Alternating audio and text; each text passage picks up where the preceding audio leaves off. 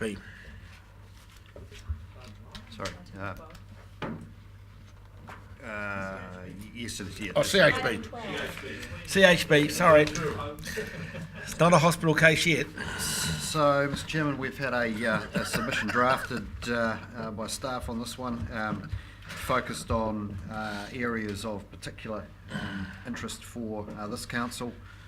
Obviously, the big water story in the focus by Central Hawke's Bay District Council on water infrastructure, civil defence, emergency management, enviro schools and biodiversity. So today we just really want any feedback. We are proposing that the finalisation of this submission be delegated to the Chairman and myself to incorporate any suggestions or feedback today. And probably the only other thing to draw to your attention is we are not requesting to be heard on this submission at this point in time, but if there is a contrary view to that, then the Chairman or his delegate may be willing to attend a hearing at Central Hawke's Bay. So just take feedback. Thank you. Paul. Thank you, Chair. Through you, I'm curious, the Enviro Schools Hawke's Bay request, because we contribute to Enviro Schools Hawke's Bay as well. So is this in addition to what CHB is already doing, or what's the plan there, Connor? So we run Enviro Schools, and we do have funding at the moment from Napier City and Hastings District Council, and part of the plan for this LTP round was to encourage both Central Hawke's Bay and Wairau District Councils to come on board, make a modest contribution. That will help us expand the program into Central Hawke's Bay and Wairau District. So there'll be a similar request put to Wairau. That's been flagged at officer level with both councils. Tom. I understand our desire to be constructive and courteous and all that, but I thought the big water story is a little milquetoasty myself, in that at the very least, it seems to me, we saw a press release go out that said we were going to back off, we were going to take our foot off the neck, so to speak, and be okay with you spending your money on $2 million or X amount of money on accelerating your investigation as to what the problem is, as opposed to fighting us in an enforcement action. If my understanding of that is correct, at a minimum, I'd like to see us go down there and tell them that that's what we've done in a public document. I also remember, a meeting in 2006 where a previous chairman of the Hawke's Bay Regional Council was ridiculed for saying it would take 10 years to fix the problem down there. And you read this, and I have been complimentary to the new regime, and they're digging into these issues and so forth, but the public doesn't have a perception of all of that, and here we are, still without anything here that suggests a time frame when the problem will actually be fixed. What this says is, good on you, you're going to take another 1 to 2 years to figure out what the nature of your problem is. Then you're going to allocate some money to it, and then maybe something will happen. And it just, I just found this a little wishy-washy for my own taste. That's all. You wanted my feedback? You got it. So, Councillor, we'll make some amendments to this to refer to the recent developments with respect to the court-ordered evaluation of the current performance of their wastewater treatment plant. The change that's occurred in the last few months from our behalf was not so much to take our foot off the throat of the issue. It was more a case of recognising that they had accelerated their investigations to the point of effectively having a preferred option, and therefore we could move on to the next phase, which is some detailed design and costing, rather than going through the slower track that had been ordered by the court. So the court gave them 12 months to do a piece of work which has been completed in 6, if you like, and so we're saying rather than fulfil that full 12-month time frame, let's just get on with the next job.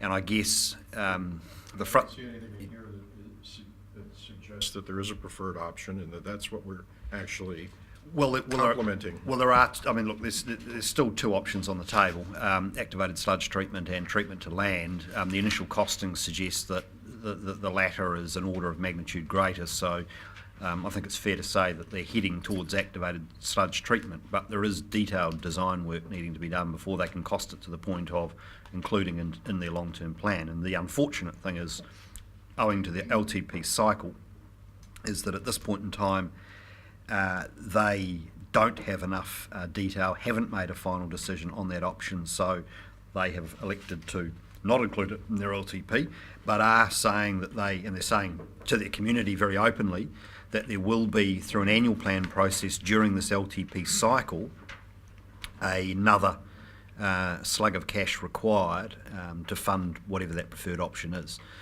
Can I suggest that we have a discussion with our compliance staff and just make sure that the wording in here adequately reflects where we're going, and more than happy to make comment in the submission about our desire to see that work expedited and to see the capital expenditure made during this LTP cycle to deliver the solution that we're all looking for.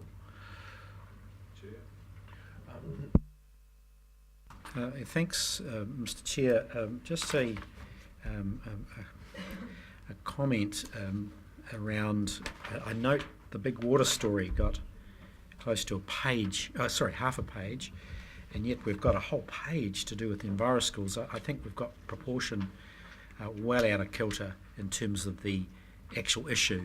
I'm surprised that EnviroSchools, given its relative, it's an important thing, but relative to issues is somewhat surprising. But can I go to page 54, the last page of the submission, and I just want to firstly clarify in the third paragraph down, can we not use ground truthing? That's just the worst word I think I've heard in 2021. Councillor, would you like to suggest an alternative? Anything but ground truthing. Wishy-washy? Wishy-washy would be good. But then the next paragraph down, I'm just intrigued to know what 900 terrestrial styes are. Can you help me there? That should be sites, so that is a typo. Sure. Okay. I've got that off my chest, so I'll come back to the substantive issues. If we could perhaps, where we look at EnviroSchools, perhaps halve the quantum of commentary in regard to EnviroSchools, and perhaps refer to Hawke's Bay tourism and the commentary coming from Central Hawke's Bay around the tourist benefits to Central Hawke's Bay. Perhaps we ask and submit to the Central Hawke's Bay Council that they step up and put money in to supplement any money that Council is withdrawing. Perhaps that would be a way of overcoming the perceived deficits of our own long-term plan that they've commented on and publicly. There are other issues to do with land management, which I think are well worth perhaps having raised and being incorporated into the Central Hawke's Bay plan as well. Consideration of those efforts. And finally, and I know this will be well received, is asking and seeking the Central Hawke's Bay District Council's support to include consideration and observation of the RRMP in all of their planning processes. Perhaps that's something we should highlight as a part of their 10-year program. Thank you. Neil, Rick? Sorry. Thank you, Chair. If you I want can to have a answer go, just Sorry, Councillor. I would like. I would like some guidance from councillors around this point on Hawke's Bay tourism, because I appreciate the suggestion from Councillor Curtin, but I do want to be clear that Mr. Chairman, that is a position no that's decision's supported. been made. With respect to the suggestion that they might like to provide funding in their long-term plan to Hawke's Bay tourism, that is certainly something that we could submit on. I just want to be clear, though, that is something which is supported by a majority of councillors before incorporating into. Come back to that. Yeah. Right. They already do. Well,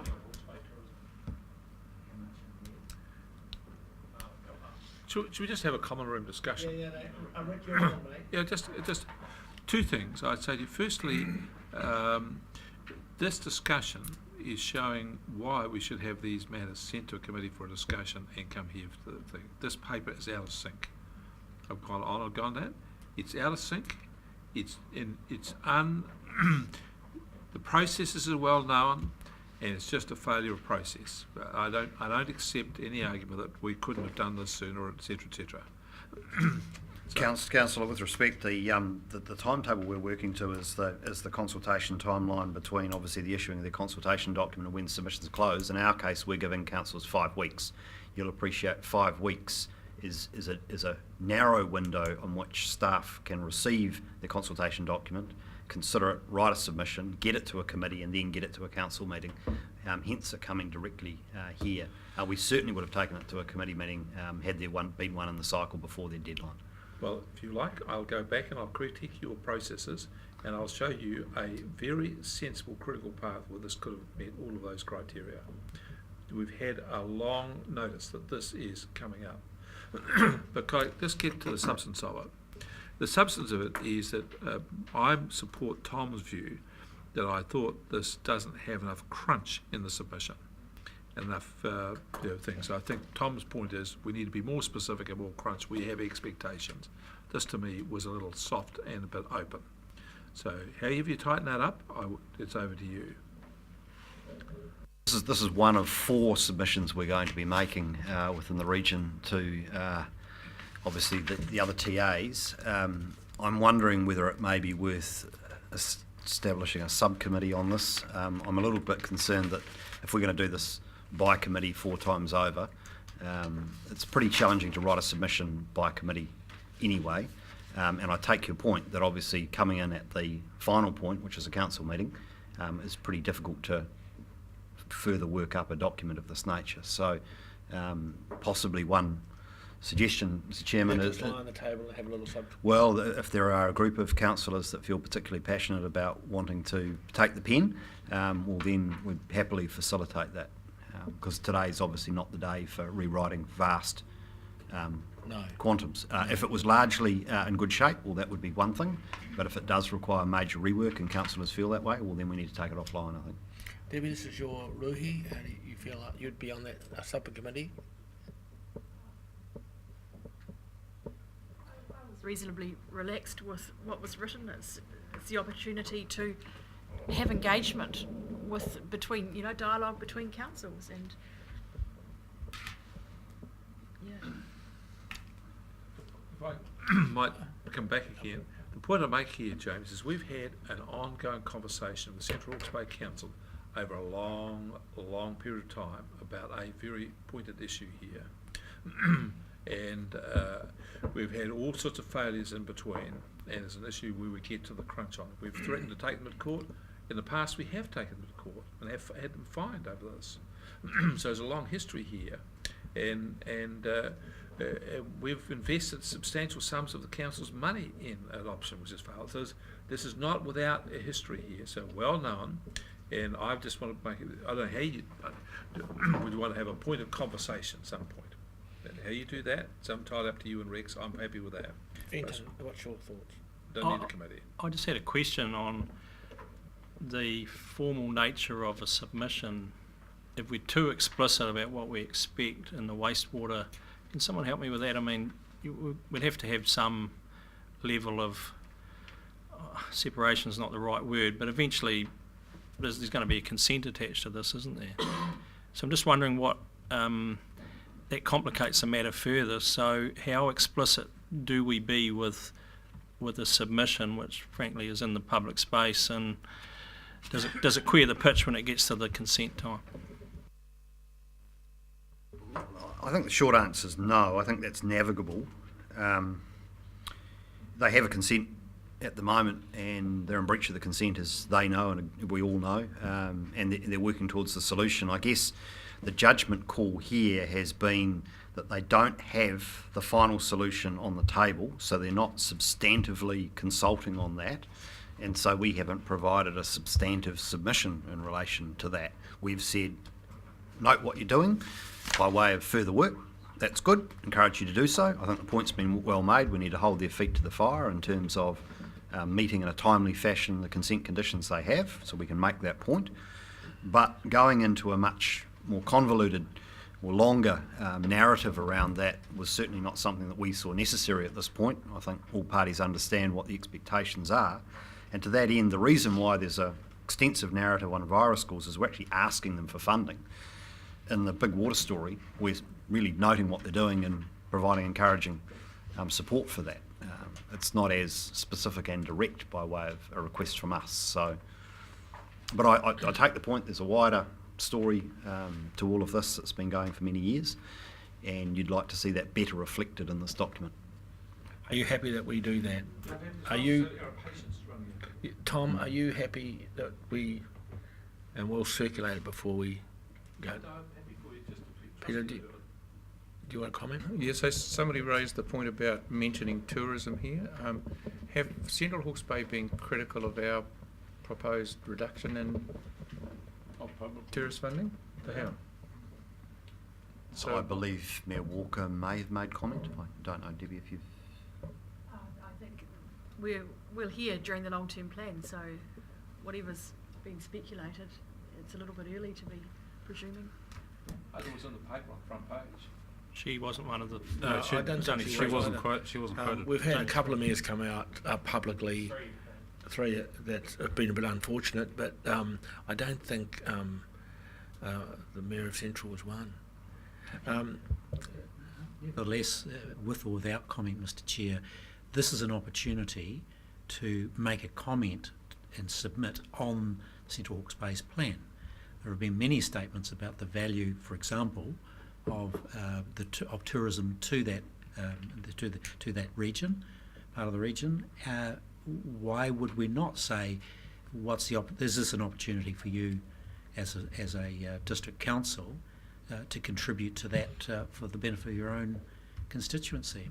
Then if that's the case, can I suggest that we say to all four TLAs when we submit to the LTPs that they consider using the money that we've saved them by picking up the civil defence emergency management costs, and that they can apply that money that they're not now spending for that purpose to cover the shortfall in tourism that they're concerned about.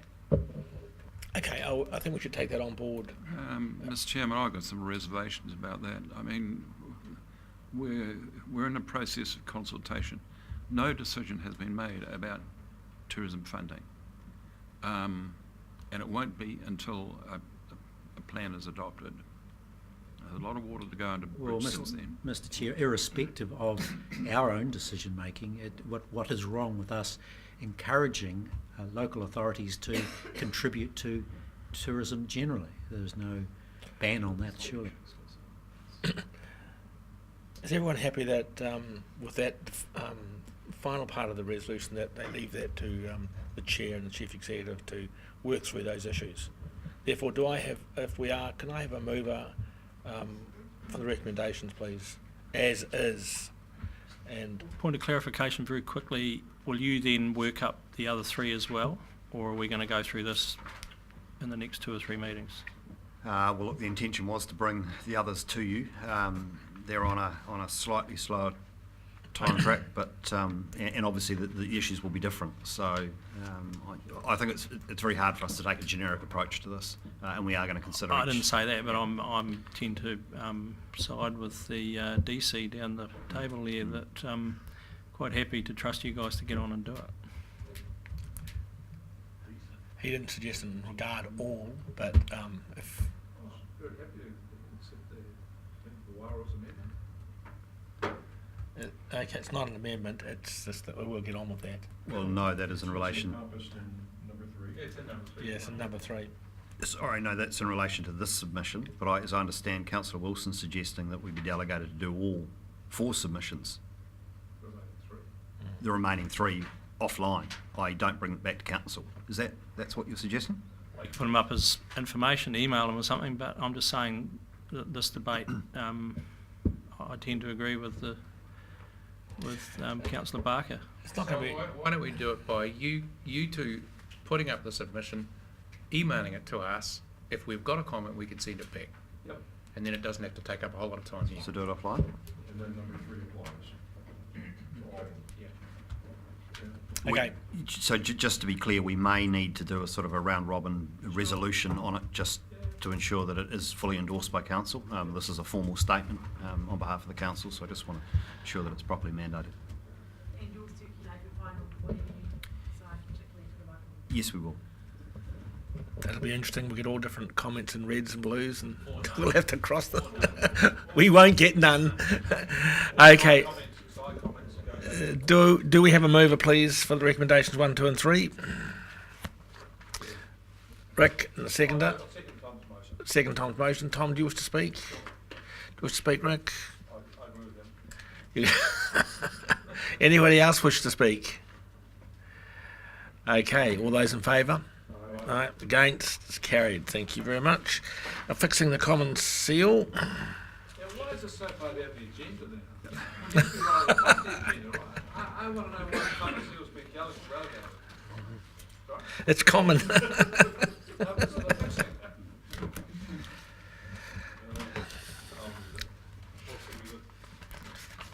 Property sales are continuing to go. So we have a mover and a seconder. Do we have any discussion? No discussion. We have a mover and a seconder. All those in favour? All right. Against? Carried. Item 13 is carried. Item 17. Now you have a. Oh, you want to go to that? Do you? I thought we might go to. It's on there. It's up to you guys. So, The rest are just information. This is a debating item. Chair, can I perhaps just help out here? The decisions around HBRIC obviously arise in part from the review of the council's capital structure.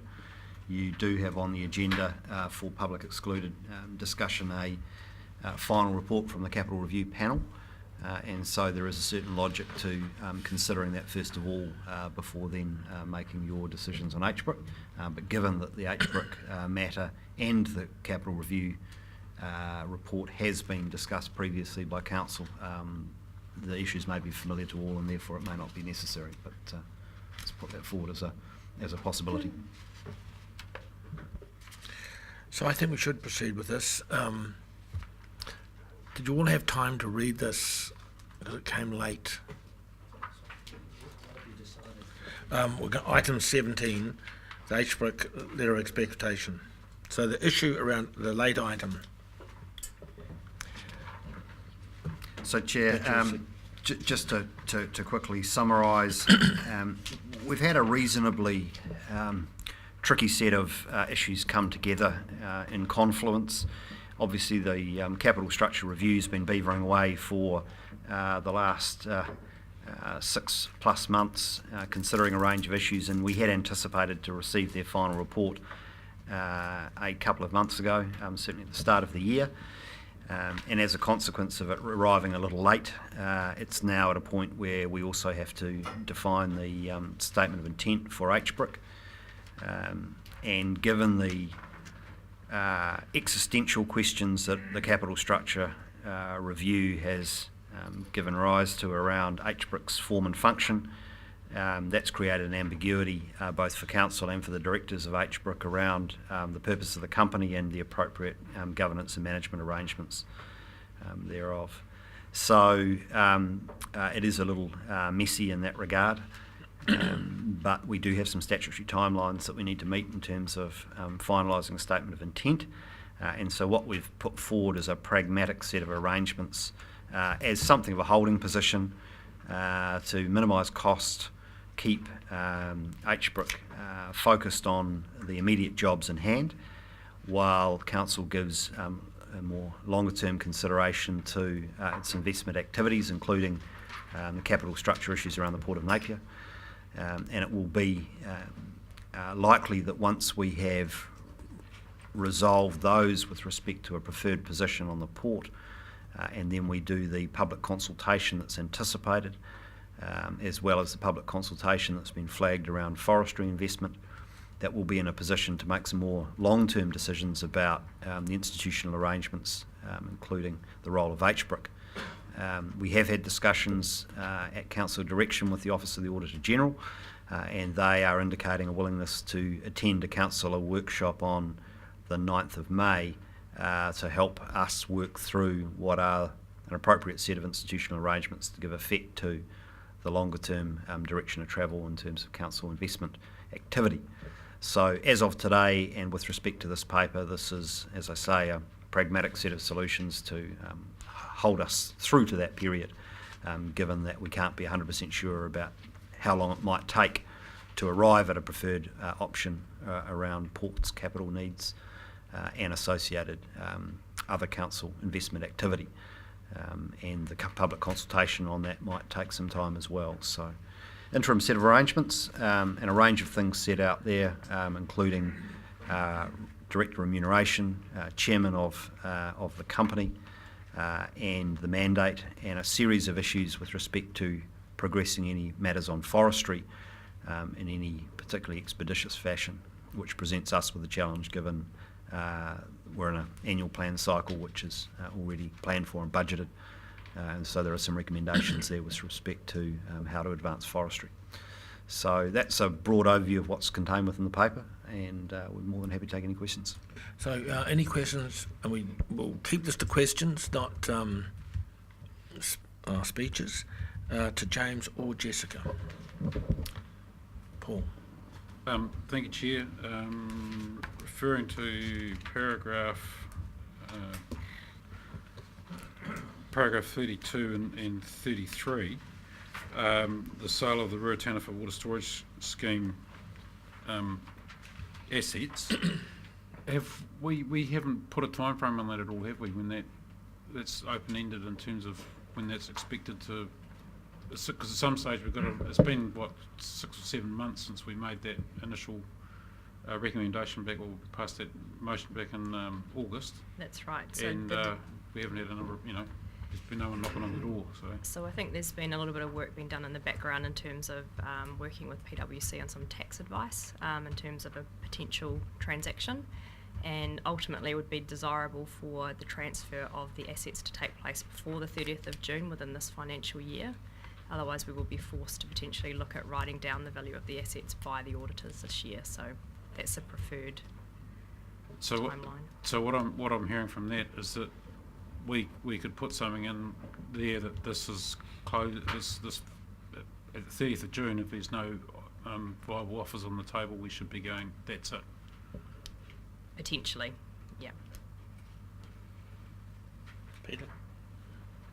Next year, so number 37, or paragraph 37 in our papers, which is about the approach to the Auditor General and a subsequent workshop when they report back.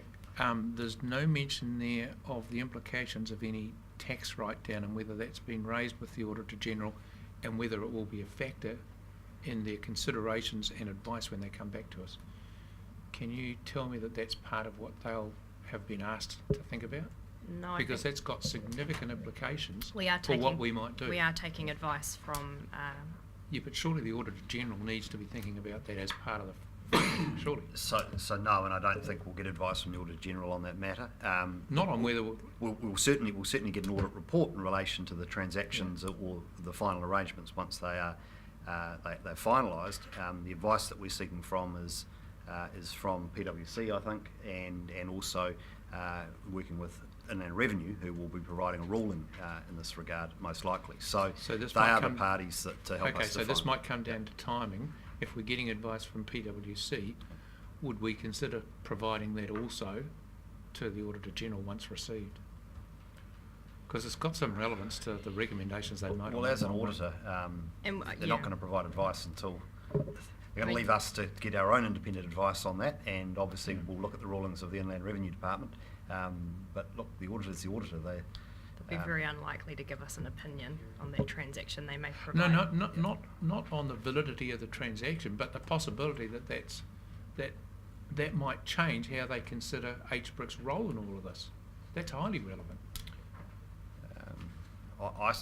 They will be looking more, I think, at questions of probity rather than tax efficiency, etc. I don't think that's really within their remit. And the 9th of May is very much a forward-looking workshop around the port and around future investment as opposed to tidying up the RWSS transaction. Right. Thank you, Chair. going back to number 32, has any advice been given on the Section 36 charges that follow the consent that's been obstructed for reasons outside the ownership of that consent? So that's a matter under consideration at the moment and will need to be something that is clarified prior to going to market and negotiating with any prospective buyer. So But it's that's in understood. train at the moment? Correct. Thank you. Just with regard to the revised mandate in the statement of intent and the exploring commercial forestry, I'm wondering when this is going to be further explored with the councillors in the first instance and then with the public. We've jumped into this without any information as councillors at this point in time. So look, part of the challenge we've got is the lack of information that we all have about the nature of this investment opportunity. What we've had is a high level signal from councillors that they recognise the environmental co-benefits that come from commercial forestry investment and an interest in this council investing more in forestry. Obviously we have a range of forest holdings already, and what we don't have at the moment is much in the way of an investment case to consider. We have indicated in the long-term plan consultation document an intention to consult the community before making a substantive investment in this area. And really what we're saying to you right now is that within our current budgets, current work programs and current staff capability, we can't bring you an investment case at this point in time. We need to procure appropriate expertise to develop that investment case, and therefore there are some choices about how that is funded, whether it's delayed or whether it's done via HBRIC, or whether it's funded by way of an increased deficit in the council's operating expenditure for the current year. So that's what's laid out, and it is very much to bring it back to this council table some more definitive information about the nature of that investment opportunity to then inform whether or not you want to go to the community to take that forward. So you won't be putting the cart before the horse. That's the assurance I'm seeking Well, at this point in time. absolutely what we're trying to do here is ensure that we are in a position to provide you with the necessary information to inform any decision to invest in this area. Any more questions? I guess is recommendation number 4 on page 9 refers to the imminent, in light of the imminent resignation of a majority of HBRIC directors. I assume that's a that the background of that is on page 16 in the second letter from Chris Tremaine. The comment, it's at a time to be agreed, the current directors will be released from their governance obligations. I would have read that to be saying that, for the reasons that are given here, that all the directors effectively were prepared to hand in their resignations, as opposed to a majority of them. So yes, that's our understanding, is that at a meeting of the board, which I think all but possibly Councillor Bevan attended last week. I think that's correct. And I think from my understanding that Councillor Hewitt absolved herself from those discussions based on a potential conflict between her role here as a councillor and as a board member. Is that correct? I absolved myself from discussions to do with the Rotana for sale. Oh, just on that, sorry. Seeing as council was considering being the purchaser at that point in time of some of the IP, Yes. it was just prudent. So I may have misunderstood, but does that mean that you are a party to this letter? It is on. Well, I wasn't in the room for the rest of the meeting. Right. Certainly the way we read this letter is that Sorry? You didn't get an answer to your question. Let's get the answer. I want that you said, is the councillor a party to the letter? I want to know, is it yes or no? Sure. Yes, I saw the report was So you are a party to the letter? sent out. So my next statement was going to be that we are reading this as a letter on behalf of the board in totality, and that all board members are therefore offering themselves up for resignation, if you like. Look, the word resignation was not used obviously in their letter, but they did. Yes, it Released from their governance obligations. The second page to all other current directors Resign at that point. You're quite correct. Offer themselves for resignation. Offer themselves for resignation. Yeah. So, They haven't resigned. using the term imminent resignation was shorthand for the fact that the board have said that they don't believe they have a mandate to continue governing based on the direction of travel the council appears to be going in, and therefore we're taking that as an imminent sign of resignation. Hence the recommendation to move with some speed on this. Okay. Just to follow up, Councillor Belford, though, all will resign and then we will appoint new directors today, is that correct? Or is... They offer themselves. You might say so. We don't push you. Right. Including councillor directors, correct? Yeah, okay.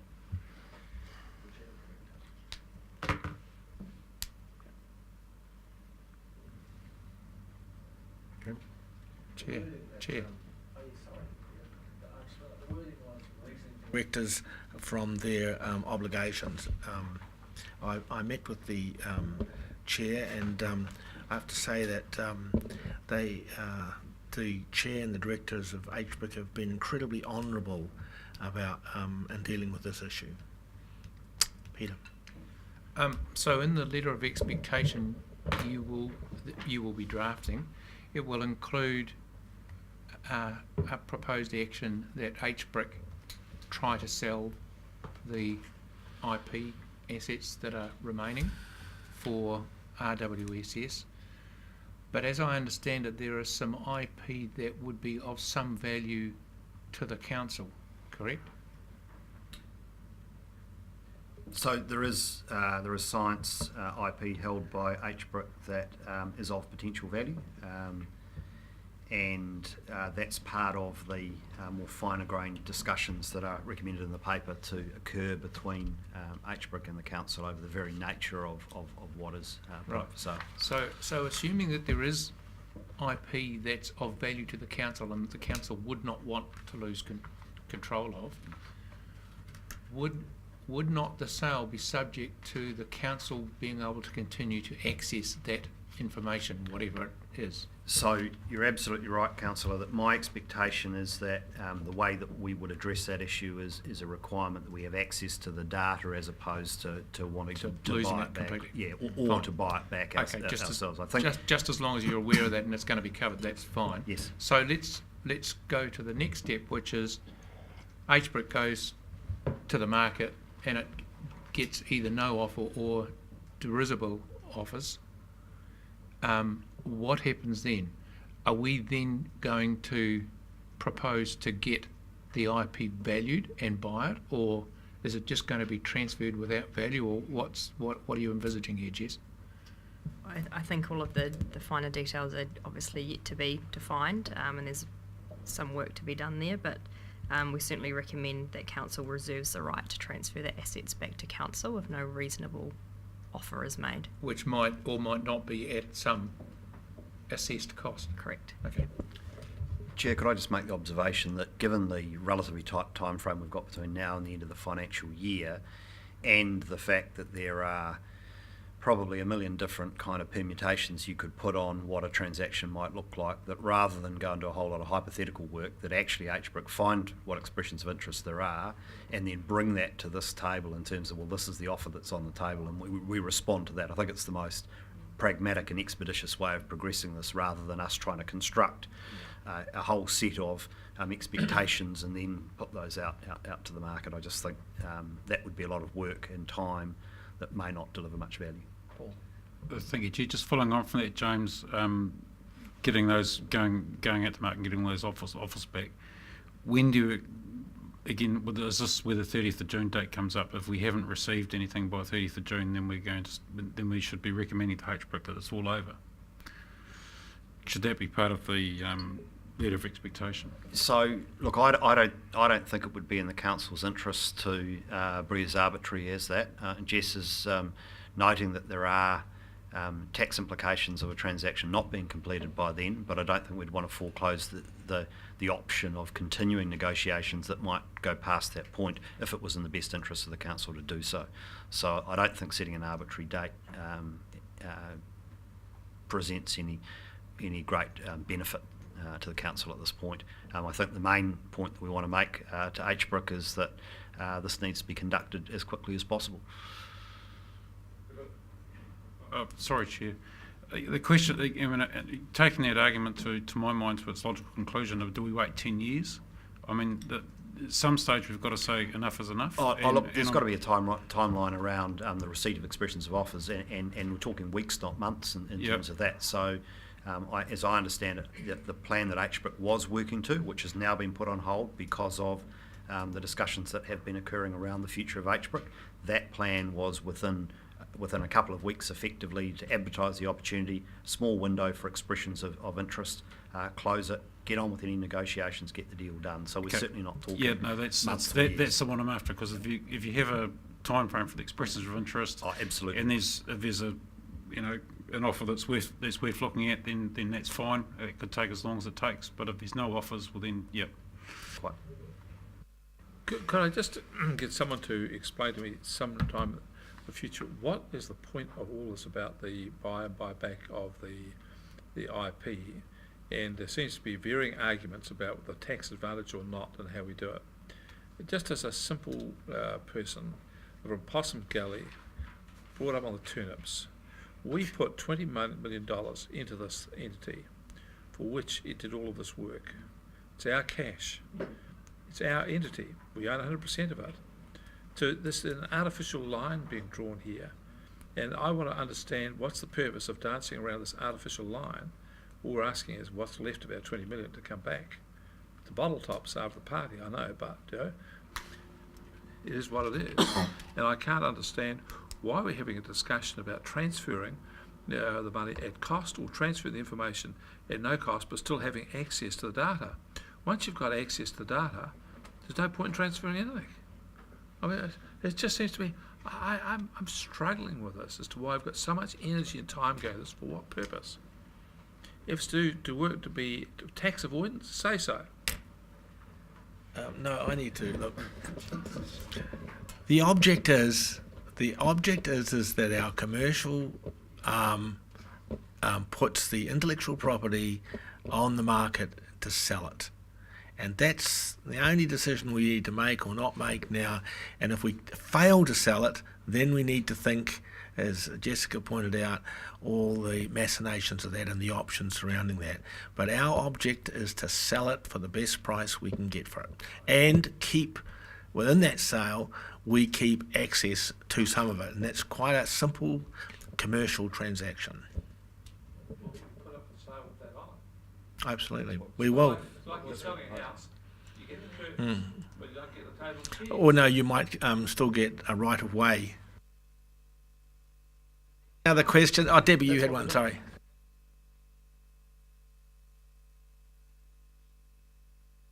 Hush, hush. Debbie, you're on.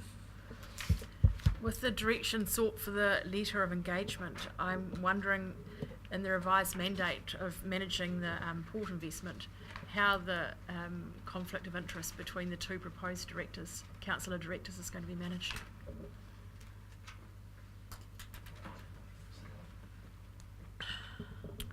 So there's conflict of interest policy that the council has, and as I understand it, applies to our CCOs. Those conflicts will need to be acknowledged, recorded appropriately, and managed. At this stage, we have an independent board which is managing the Port of Napier. And some of those directors have various conflicts of interest too, which are managed on a case-by-case basis. At this point, there's no evident transaction that would have an impact necessarily on any of those conflict of interests that I'm aware of, but that's a bridge we'd have to cross when we come to it. Question. I'll follow up on this because there's an important point. As I recall the question being asked, there was an underlying assertion that there were conflicts of interest between the people being proposed to be appointed and their position. That was the assertion. I'd like the person to identify the basis for that assertion. Oh, it is significant, having significant involvement in the apple industry and the issues that have been debated with the port management at the moment over the apple levy. There's an area of influence there, so I'm wondering how that's going to be managed. I just need to clarify that. I used to have substantial interest in the pit food industry. I now have none. No interest in the pit food industry. And if you want to check my conflict of interest register, you're welcome to. Order, Mr. Chair. Mr. Chair, it's up to those potential appointees to determine their own conflicts. It's not for others to determine that. You're quite right, Neil, but the question had within it the assertion there was a conflict of interest. And I felt I had a right to say, well, if that's your assertion, I want to hear what it is. So I'd like to comment on that as well, since I'm one of the people being fingered here. I have no commercial interest in the apple industry. As you're aware, I'm a member of the New Zealand Apple and Pears Board, but also, as I understand it, the matter of the levy has been resolved at least for the next 12 months in any case. I think we need to move on. I don't think we should be talking about, because we could all look at each other and think there's some conflict in it. We're not here to accuse each other of conflict of interest. Mr. Chairman, could I just make the observation that the Port of Napier has long had directors who have associations with the primary industries in New Zealand, including the meat industry, and I believe that the former long-standing chairman was himself an apple grower. I think that it's inevitable that there will be people associated with industries that have some throughput in the port, given that over half of the GDP of the region or thereabouts, I think, flows through the port in some shape or form. So I think that is inevitable. The key question is whether there's a pecuniary interest or any other more direct interest that needs to be acknowledged. Empathy, that's correct. Mr. Chairman, I heard you raise this in regard to Jim Scotland. Yeah, we were discussing names today. Mr. Chairman, can we get on with it, and can someone advise who the proposed 3 directors are going to be? Do you want us to answer that question? I'd like to know, because it's part of the Well, it's resolution. okay, Tom. Do you want to move that and fill in the blanks? Recommendations 1 through 11, including 11.1 through 11.5, with the addition in number 5, including compromise of 3 directors, including the retention of the following directors. Those would be Dan Ruzianic and Peter Bevan, and the appointment of the chairman of Hawke's Bay Regional Council effective from November 2018. So do we have a seconder for that? Barker. Mr. Chair, if I could, before moving to consideration, I wonder if I could just have some clarity around recommendation 8 in terms of remuneration.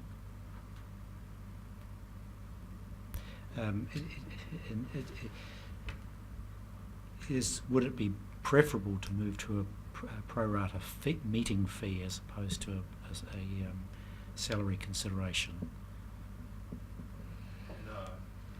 I could suggest $500 a meeting, but that might be facetious. I think we are going to expect a huge amount from this independent director, and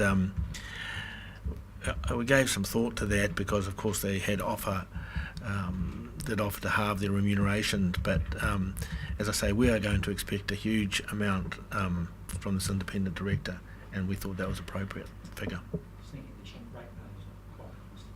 Yeah, I'm thinking the ratepayers' pocket as well, and it's one of the reasons that we are restructuring this. There's enormous savings to the ratepayer in doing this, but I do think we are retaining one independent director who is well known for his abilities, and I think we need to remunerate him properly because we're going to call on him often. So if I may speak to my motion. Yes, do we have a seconder? Yes. We did, Rick. You may speak to your motion. Can I ask a question in terms of the independent director? what particular qualities or for what reason does that person stand out amongst a group of highly competent and committed people who are the remainder of the resigning board? My answer to that? Yeah. Councillor, can you put your microphone on? In our previous discussions of this issue, I've been pretty strong in my feeling like we had to make a very clean break with the past, which included, as in my mind, no commercial directors, that it was important that this ship be seen as being guided by elected members. In listening to discussion about all of this, the case has been made here that we need some continuity on the financial transaction side of this, because what we're proposing to do here still will bear the scrutiny of auditors and so forth, that we need some continuity with respect to that as we phase out the books, as it were, on HBRIC 1. And the best existing director professionally suited to that role is Dan Druzianic, as opposed to any other. So that's, my view is I feel I've conceded the issue here of having a commercial director. I personally would prefer having none, because I want as clean a break with the past as possible. But if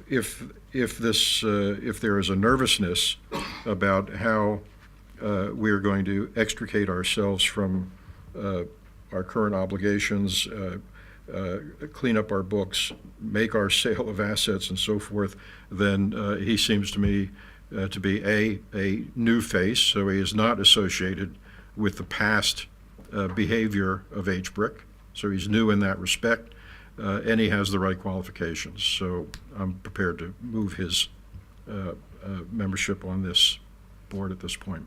Thank you. Yes, he agreed. He is available.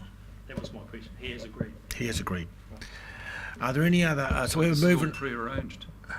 No. I spoke to several of the directors. It's not nothing is prearranged. We needed to know that that the directors, because all these directors have done a fantastic job, done what they were asked to do, and sometimes in ancient times it wasn't palatable to us, but in fairness to them, they've done the job that they were asked to do. So we're now moving forward. Now we have a mover and a seconder. Do we have any other comments around that motion? Are we moving all of the things? We're moving everything with the additions of those names. Well, Mr. Chairman, I think Councillor Hewitt should remain there. I don't see any reason why there should be a preference of one particular councillor member, and it would seem to me only fair and reasonable for Councillor Hewitt to be there as well. Do you want to move that? But Do you want to move that? I'll move that as an amendment. Do we have a second to that? Second that? You've spoken. Do you wish to speak? No, nothing to add. Nothing to add? Okay, we will put that as a separate motion. So it has been moved that Councillor Hewitt also be on the board. Any other speakers? Otherwise we'll move the motion. All those in favour? Against? Against? No. Abstained. The motion is lost. So we're back to the substantive amendment. Tom, do you wish to? All those in favour? Oh.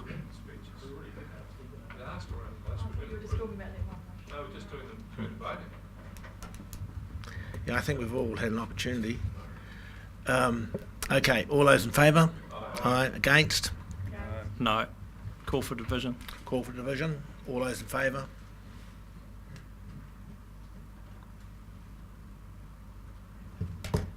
Against?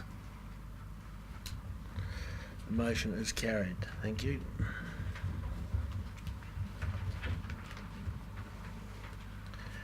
Information items, item 14.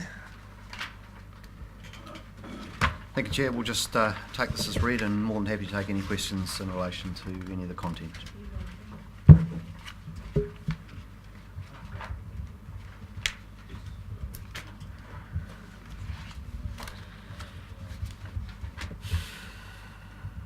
Councillor Bailey. Paul, then you, Tom. Oh, thank you, Chair. More of a comment than a question. Item number 5 was activity status update number 5 around the Hawke's Bay Drinking Water Governance Joint Committee. We have gone through a series of interviews for the independent chairman, and we've yet to make a decision about appointment.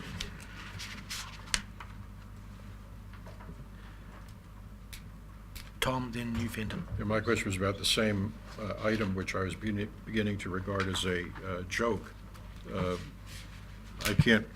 remember going to a meeting of this committee, seems like 2-3 years ago. So much for governance. And now we're told May.